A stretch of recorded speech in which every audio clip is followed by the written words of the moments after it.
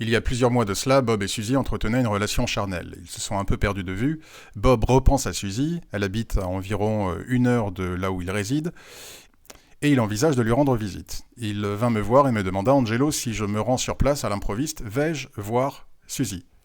Nous avons donc les cartes qui s'affichent sous votre écran. D'un point de vue des couleurs, cela n'est pas positif, car nous commençons par une carte noire et nous terminons par une carte noire. De fait, nous avons une majorité de cartes noires, qui amènent soit des efforts, soit des problèmes.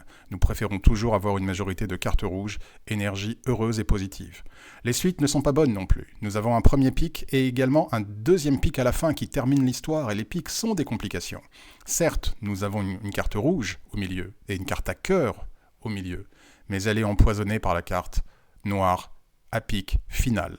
Donc beaucoup seraient tentés de dire à Bob, non Bob, si vous allez sur place, vous ne verrez pas Suzy. Il s'avère que Bob a vu Suzy. Alors comment pouvons-nous l'expliquer ? Tout d'abord, la règle des couleurs est généralement plus efficace dans les tirages à 5 cartes, ce qui ne veut pas dire qu'elle est inutile dans les tirages à 3 cartes.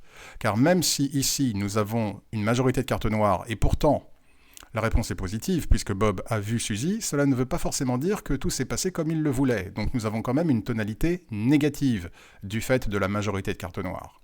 Alors comment comprendre le 9 de pique ? Le 9 de pique est une carte d'insatisfaction. Et de fait, d'un point de vue physique, on va dire, Bob est insatisfait, d'où l'idée d'aller rendre visite à Suzy. Mais également, nous pouvons envisager le 9 de pique comme étant une énergie de contrainte, de restriction.